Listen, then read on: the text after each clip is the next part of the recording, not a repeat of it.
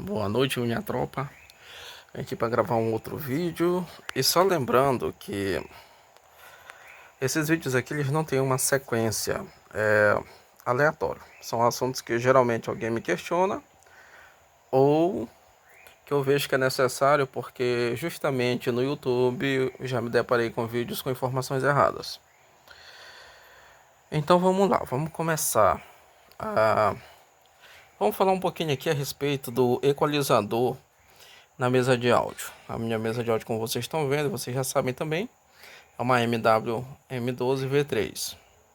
Esta mesa é nova e o sistema de som está desligado, só ela que está ligada no momento. Ontem eu estava assistindo alguns vídeos no YouTube e me deparei com muitas informações erradas sobre saídas auxiliares, essas saídas de retorno. Essas aqui no caso, né? As saídas auxiliares, saídas de fones de ouvido. E eu vou falar um pouquinho a respeito delas assim também, como saídas de controle, saída master. Um dos questionamentos que eu vi foi a respeito da saída master.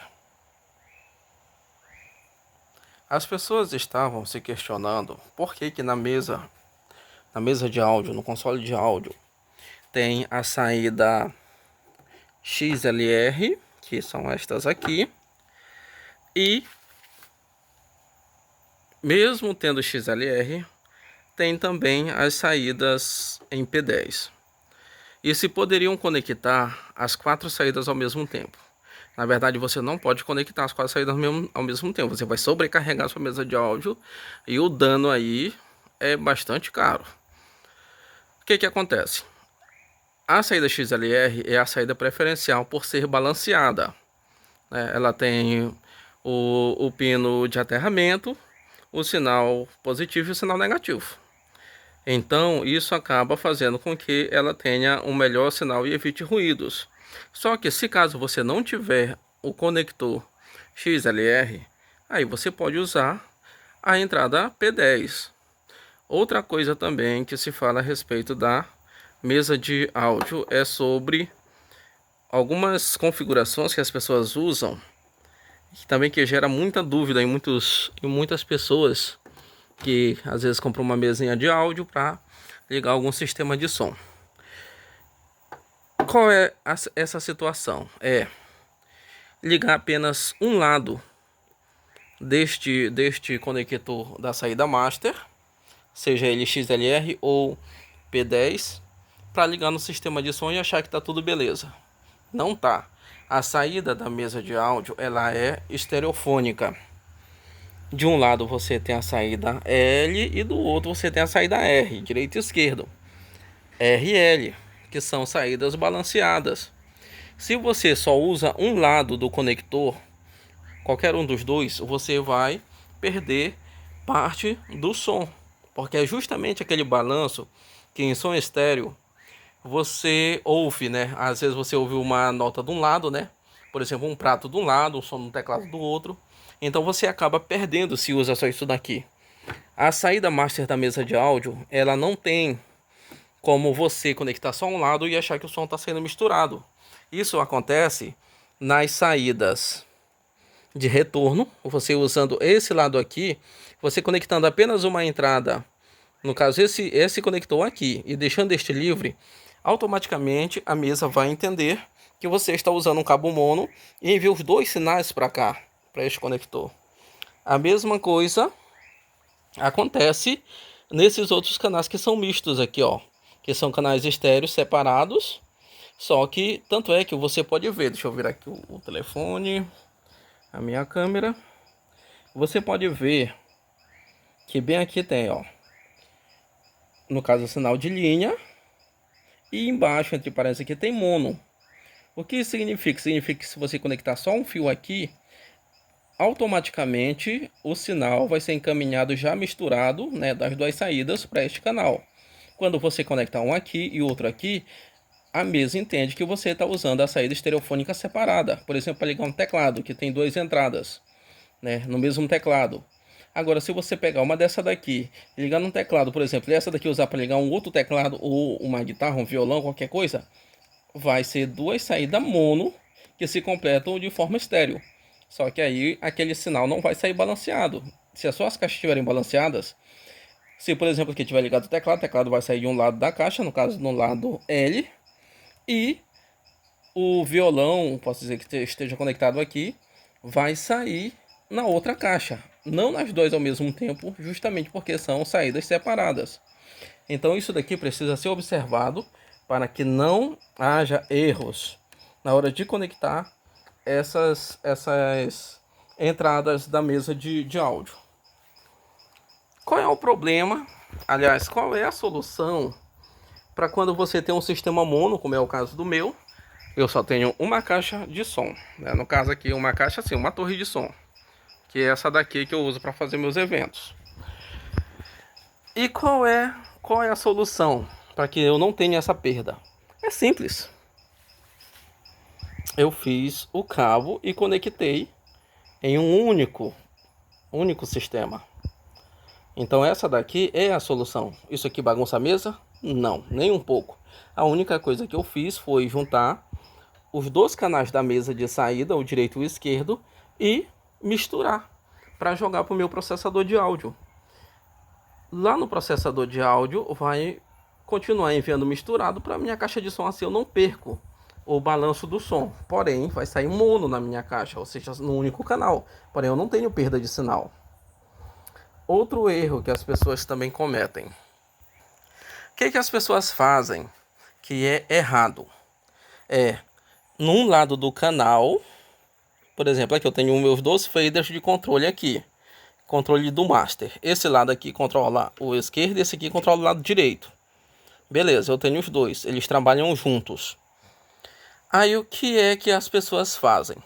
Conectam, por exemplo, o grave neste lado, que é o lado L, e conectam a voz e o agudo no lado R. E fazem isso aqui.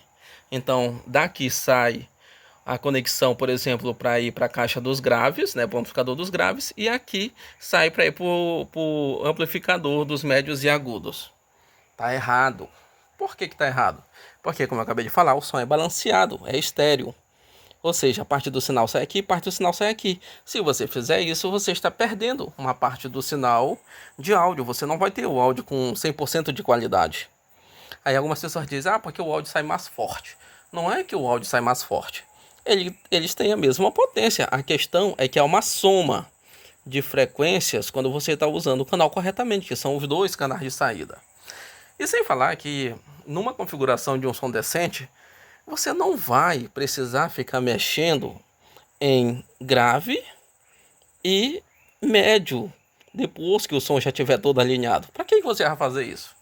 Não tem necessidade. Primeiro que grave, médio, agudo são configurados no processador, no equalizador, e eles têm cortes individuais, então não existe a necessidade de você fazer isso.